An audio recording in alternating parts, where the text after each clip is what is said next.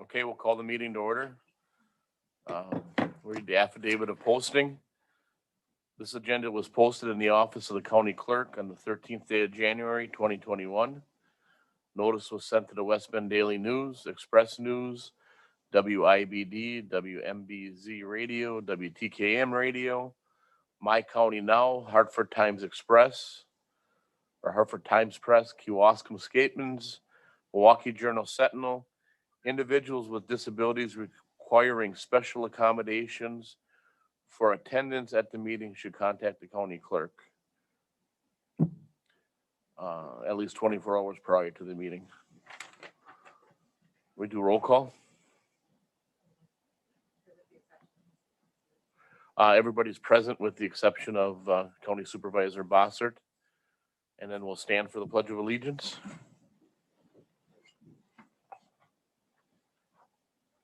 Pledge allegiance to the flag of the United States of America and to the republic for which it stands, one nation, under God, indivisible, with liberty and justice for all. First order would be the consent agenda. Do we have any questions on the consent agenda? Can we get a motion to approve? Motion by Supervisor Gonnering. Seconded by Supervisor Milken. We'll move on to our discussion items. First item A is acknowledgement of Corrections Officer to John P. Cashin.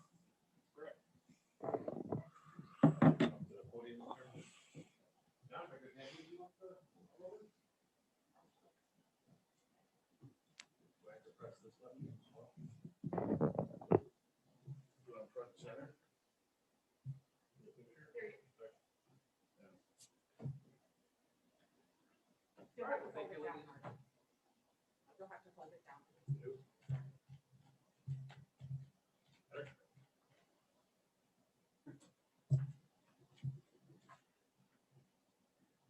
Yeah, I told you they were going to mute you. Guinea pigs here. We're on. All right. Well, thank you. Thank you very much. As you guys know, a lot of times I like to bring stories to you of individual officers and the things that we do within our agency and either present them here at the public safety or at the full county board. And it kind of just depends on the timing of when everything occurs. This is a story I particularly like bringing stories of our jail operations in front of the board here because it's an area that's not as public as the cops on the street. So I think it's very important that you guys specifically, with your oversight, you actually hear some of the stories that go on in the jail. So this is a story that just happened last month on December 13th. And this is a Correction Officer John Cashin. He's a Correction Officer 2. It's we have different steps of our correctional staff. But it starts out on December 13th, 2020. Officer John P. Cashin was working in the Special Management Unit of the Washington County Jail. And just to explain what the Special Management Unit is, John, would you mind just explaining what that unit is? Well, it's kind of like a whatever we need in the moment kind of area. Like right now, we're using it to house our quarantine people. Anybody that comes into the jail is quarantined for 10 days with the COVID concern. Before COVID, what we would do is like our inmates that maybe needed a little extra care, a little special attention. There's smaller housing units. We would house them there. And then there's also a receiving cell hallway for all the people that we call custody that were either brought in on new charges and are waiting to see the judge for their initial appearance, or we use it for like medical watches, people that are maybe going through withdrawals or have some type of medical concern or other like mental health issues, so that they can be more closely monitored. That's kind of it in a nutshell. Okay, and we still haven't had the opportunity to have the public safety actually go through the jail. So when we get to that point, you're going to see all those specific areas of the jail. But just to continue, whereas upon serving breakfast, Officer Cashin came across a subject apparently sleeping on a subject that did not initially respond to his initial call for breakfast. Not terribly uncommon, so you have inmates that are sleeping. But upon subsequent louder calls to rouse the subject, Officer Cashin noticed that the subject to be making snoring type noises. And further observation revealed Officer Cashin that the subject was exhibiting agonal type breathing or some other type of respiratory distress.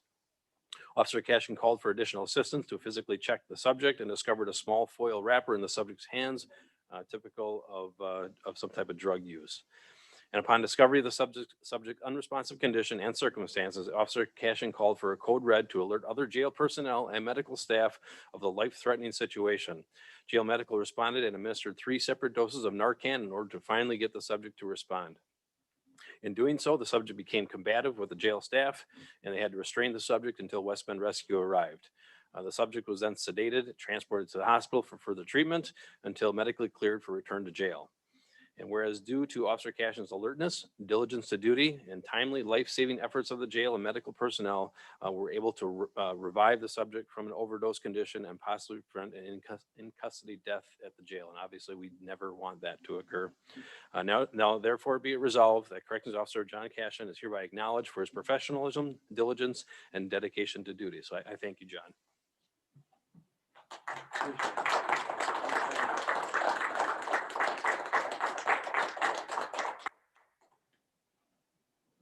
Thank you, sir. Appreciate it.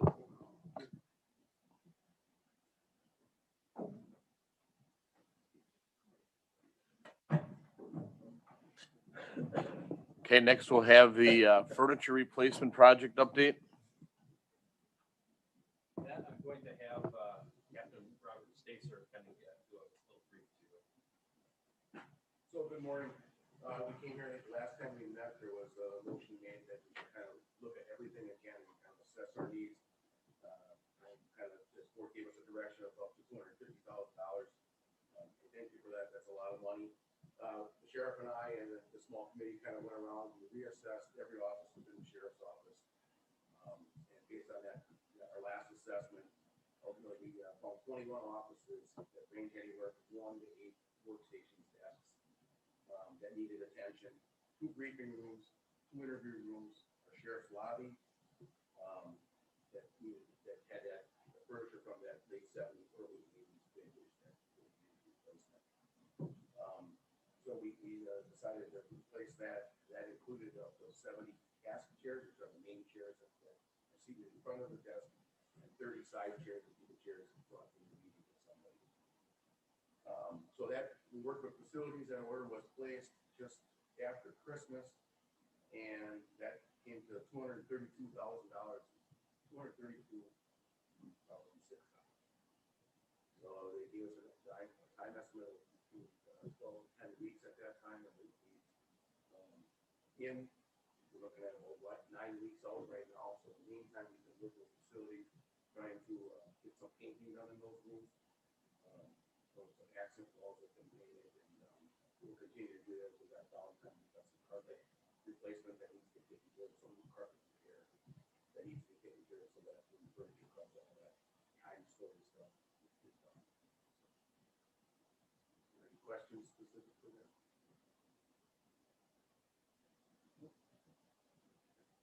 And again, we'd like to thank you again for this meeting.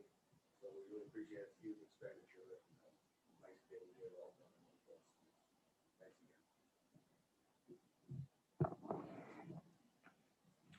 again. Next item will be mutual aid to Kenosha County update.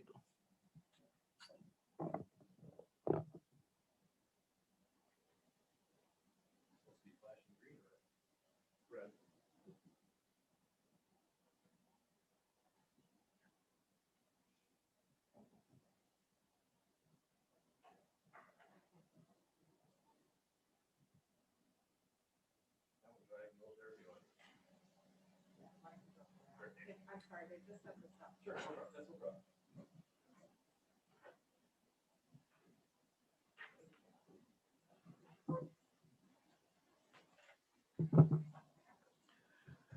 I'm actually very glad to report that our Kenosha deployment was absolutely uneventful. So that is an absolute good thing.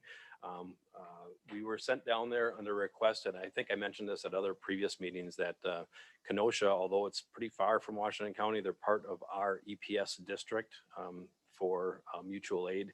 And it's very important to me that we support those agencies, because if anything ever happens up here, we're going to ask for their help. And it was in the early 90s, I think, that Kenosha actually brought up one of their armored vehicles.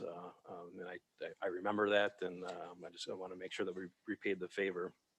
But I asked the supervisor, the tactical commander that was down there, just to give me kind of a brief overview of what occurred, what the responsibilities were, how many personnel we had down there. And I'd like to share that with you. So we were down there for 3 days, Tuesday, the 5th, the 6th, and the 7th of this month. All 3 days they had the same assignment. They were assigned to a quadrant, the southwest quadrant of Kenosha. They called it Zone 3. And they were staging out of the Jockey International headquarters located on South 60th Street in Kenosha. And so we had a 7-man tactical team down there with our armored car. They were paired up with a 4-man SWAT team from Kenosha County, from the Kenosha, and then a prisoner transport van with 2 officers. And like I said, in each of the 3 days, we had 7 operators that went to Kenosha. The first 2 days, we had 5 of our sheriff's office personnel, 2 Germantown officers. And the 3rd day, we had 4 of our officers and 3 Germantown police officers. And they really said that most of their deployments were about, they'd leave the office here about 10:30 a.m. and they got back anywhere from 11 p.m. to 9:30 p.m. that night. So, and like I said, they really had no incidents to report. Everything that was in their quadrant was handled by uniformed personnel. So there was really no need for them to deploy. So it's, you plan for the worst and hope for the best type of thing. So I just wanted to make sure that you guys were aware of that. And as kind of a side note of this, we were not asked to go to Madison at all. That's not in our EPS district, and we had no formal request that I had to evaluate for that. So I don't know if you have any questions for me, or that's kind of the Reader's Digest view.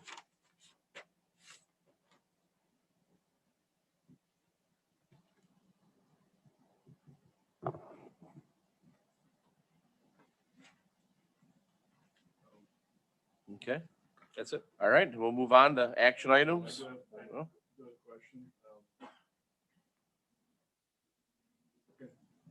What? We're on. You talked about not being asked to go to Madison today.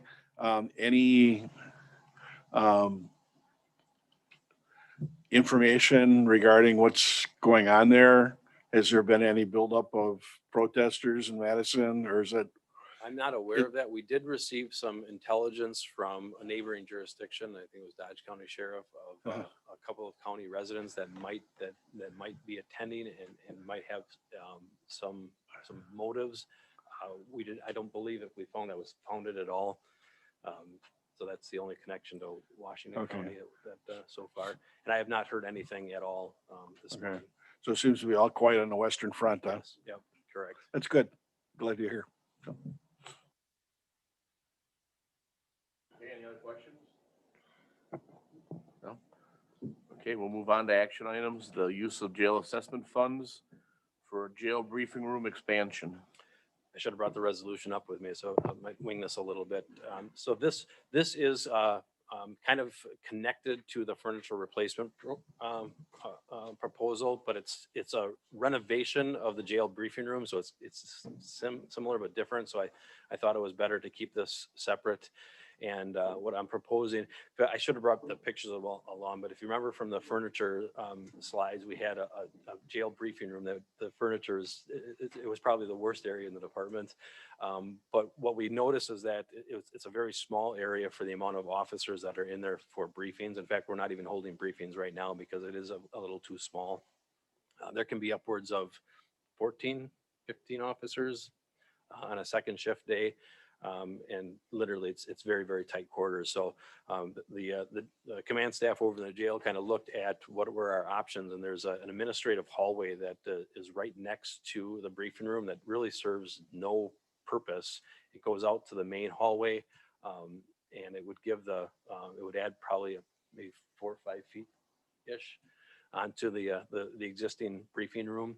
And since you approved the funding for the furniture, we thought this might be a good time to expand, take out that wall basically. And what I'm proposing to public safety through this resolution is that we use jail assessment funds. And the great part about that is it's not taxpayer levy dollars at all. Jail assessment, if I can't remember if we had resolutions that went through here before, but what the jail assessment is that anytime a traffic site is written, there's a certain, the total forfeiture is broken down into different areas, and one of them is a jail assessment. So it's money that is set aside for jail projects, jail expansion, related to inmates. And so it's a kind of a wide spectrum of things that can be used for. But it doesn't affect the tax levy at all. So we had asked facilities to come up with a quote of what they thought it would be to move the wiring, the lighting, the ceiling panels, and they came up with a quote of around 15,000-ish and some change. Then they suggested adding on a contingency fund just in case. So it came up to, so what we're asking for is permission to use $16,000 of the jail assessment fund to do that jail renovation, moving that wall. And I think right now there's about $1 million in that jail assessment funds as of the end of the year last year on December 31st. We want to be a little cautious what we use that fund for, because if we ever have to do a jail expansion for it, and I don't see that happening anytime soon, but what that starter money is often used to is the initial architecture work and stuff. So we don't like tapping into it a lot for routine expenses, but I just thought this one was small enough that it was appropriate. Do we have any questions? Yes. You're on. Yeah, I have one question, and that is the lighting going to be sufficient by moving that wall out? Yeah, okay, there is lighting out in the hallway, I take it, right about there?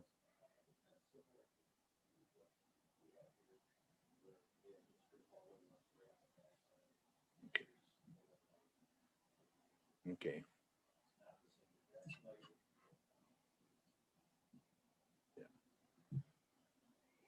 Any other questions? We need a motion.